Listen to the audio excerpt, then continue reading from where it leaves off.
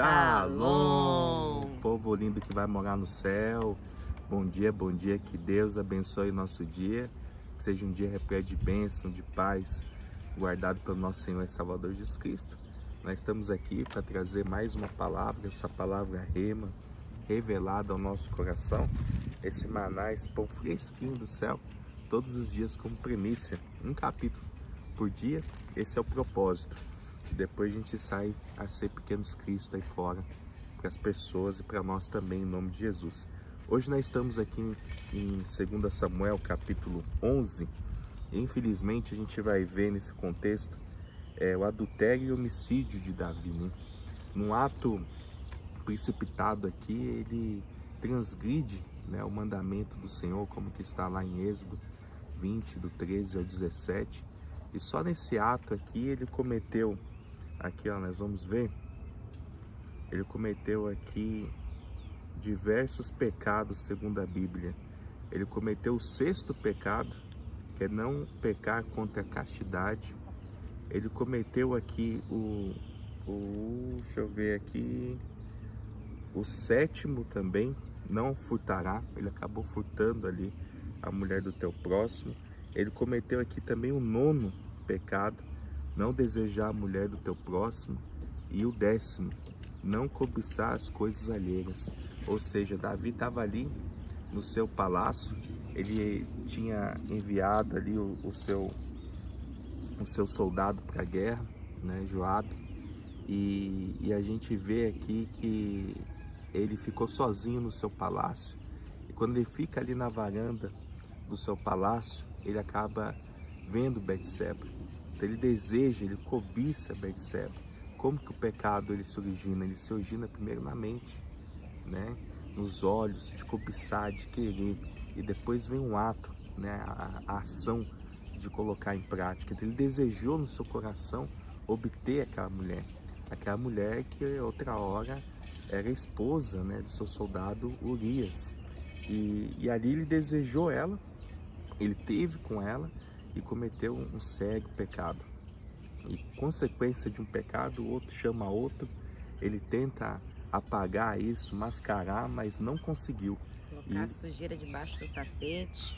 Então, esse contexto e o próximo, a gente vai ver aqui a consequência de tudo isso, né? O que acarretou, né? E como que foi tudo isso aí, em nome de Jesus, amém? Amém, louvado seja o nome do nosso Senhor, aquele que é único e digno de toda honra, de toda glória e de todo louvor. Davi comete adultério com Betseba. Decorrido um ano, no tempo em que os reis costumam sair para a guerra, enviou Davi a Joabe seus servos com ele, e a todo Israel, que destruíram os filhos de Amon e sitiaram Rabá. Porém, Davi ficou em Jerusalém. Uma tarde, levantou-se Davi do seu leito e andava passeando no terraço da casa real. Daí viu uma mulher que estava tomando banho. Era ela muito formosa. Davi mandou perguntar quem era. Disseram-lhe: é Betseba, filha de Eliã e mulher de Urias, o heteu. Então enviou Davi mensageiros que a trouxessem. Ela veio e ele se deitou com ela. Tendo-se ela purificado da sua imundícia, voltou para sua casa. A mulher concebeu e mandou dizer a Davi: estou grávida. Então enviou Davi mensageiros a Joabe, dizendo: manda-me Urias o heteu. Joabe enviou Urias a Davi. Vindo, pois, Urias a Davi, perguntou este como passava Joabe, e como se achava o povo, e como ia a guerra. Depois disse Davi a Urias: desce à tua casa e lava os pés. Saindo Urias da casa real, logo se lhe seguiu um presente do rei. Porém, Urias se deitou à porta da casa real com todos os servos do seu senhor, e não desceu para sua casa. Fizeram-no saber a Davi, dizendo: Urias não desceu à sua casa. Então disse Davi a Urias: não vens tu de uma jornada? Por que não desceste à tua casa? Respondeu Urias a Davi: a arca, Israel e Judá ficam em tendas. Joabe, meu senhor, e os servos de meu senhor estão acampados ao ar livre. E hei de eu entrar na minha casa para comer e beber e para me deitar com a minha mulher? Tão certo como tu vives e como vive a tua alma, não farei tal coisa. Então disse Davi a Urias: demora-te aqui ainda hoje, e amanhã te despedirei. Urias, pois, ficou em Jerusalém aquele dia e o seguinte. Davi o convidou e comeu e bebeu diante dele, e o embebedou. À tarde, saiu Urias a deitar-se na sua cama com os servos de seu senhor, porém não desceu para sua casa. Pela manhã, Davi escreveu uma carta a Joabe e lhe a mandou por mão de Urias. Escreveu na carta dizendo: põe de Urias na frente da maior força da peleja e deixa-o sozinho, para que seja ferido e morra. Tendo, pois, Joabe sitiado a cidade, pôs a Urias no lugar onde sabia que estavam os homens valentes. Saindo os homens da cidade e pelejando com Joabe, caíram alguns do povo dos servos de Davi. E morreu também Urias, o heteu. Então Joabe enviou notícias e fez saber ao rei Davi tudo o que se dera na batalha. Deu ordens ao mensageiro dizendo: se terminares de contar ao rei os acontecimentos desta peleja, suceder que ele se encolerize e te diga: por que vos chegastes assim perto da cidade a pelejar? Não sabias vós que haviam de atirar do muro? Quem feriu Abinadab, filho de Jerubessete, não lançou uma mulher sobre ele do muro um pedaço de corredora, de que morreu em Tebes? Por que vos chegastes ao muro? Então dirás: também morreu teu servo, Urias o heteu. Partiu o mensageiro e chegando fez saber a Davi tudo o que Joabe lhe havia mandado dizer. Disse o mensageiro a Davi: na verdade, aqueles homens foram mais poderosos do que nós, e saíram contra nós ao campo, porém, nós fomos contra eles, até a entrada da porta. Então os flecheiros do alto do muro atiraram contra os teus servos, e morreram alguns dos servos do rei. E também morreu o teu servo Urias, o heteu. Disse Davi ao mensageiro: assim dirás a Joabe: não pareça isto mal aos teus olhos, pois a espada devora tanto este como aquele. Intensifica a tua peleja contra a cidade e derrota-a, e tu anima Joabe. Ouvindo, pois, a mulher de Urias que seu marido era morto, ela o pranteou. Passado o luto, Davi mandou buscá-la e a trouxe para o palácio. Tornou-se ela sua mulher e lhe deu à luz um filho. Porém, isto que Davi fizera foi mal aos olhos do Senhor. É lamentável esse contexto, né? Nós sabemos que o homem é falho, é pecador. Embora ele sendo rei, ele tem vontade própria, é um ser humano como qualquer um outro. E a gente vê aqui algumas coisas que culminaram para isso, né?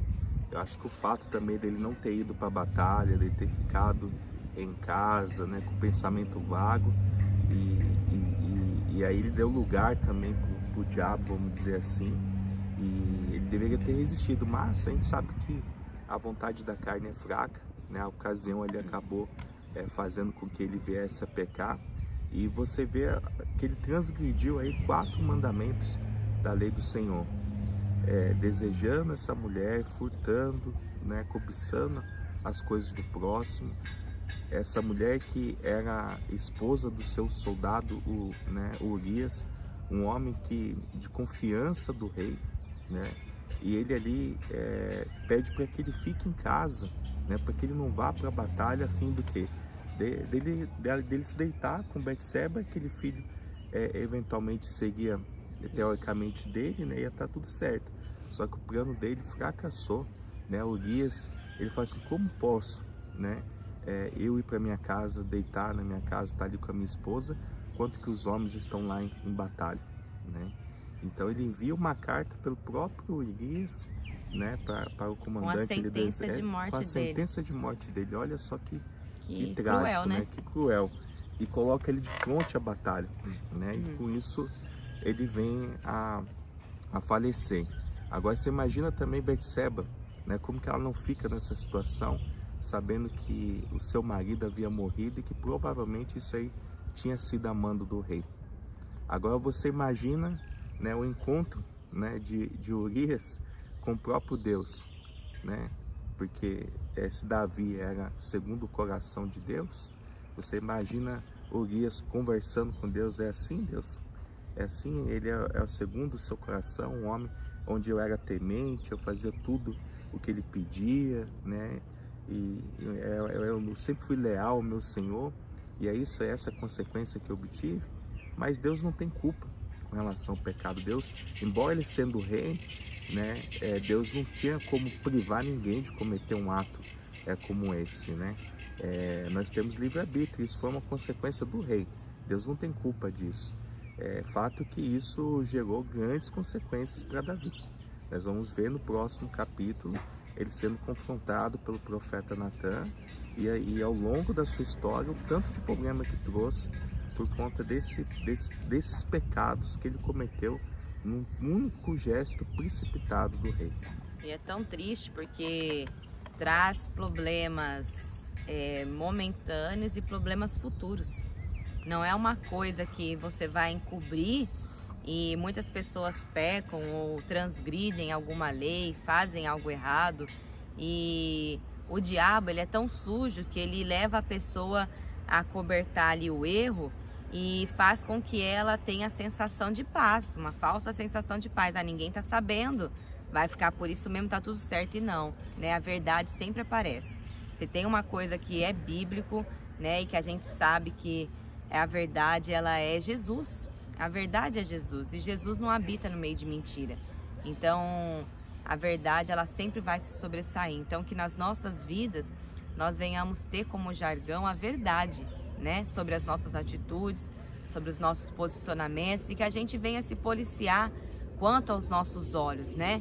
Existem coisas que a gente não pode nem colocar aos nossos olhos, que a gente sabe que aquilo ali pode nos levar a pecar, ou a ter pensamentos. A Bíblia fala que nós pecamos em gestos, ações, palavras ou pensamentos, né? Então a gente precisa se policiar.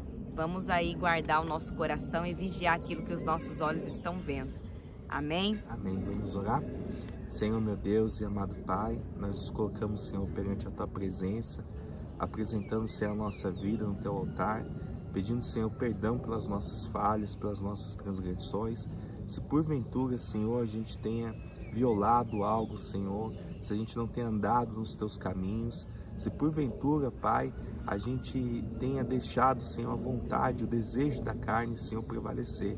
Tenha misericórdia, Senhor, sobre a nossa vida, sobre a nossa casa, sobre a nossa família. Nos guia, Senhor, no caminho de bênção, de vitória. Não permita, Senhor, que a gente venha cair em tentação, mas nos livra, Senhor, do mal, pois é Teu reino, poder e agora para todos sempre. Amém. E graças a Deus. Lâmpada para os meus pés é a palavra do Senhor, e luz que clareia o nosso caminho. Que Deus abençoe seu dia. Shalom!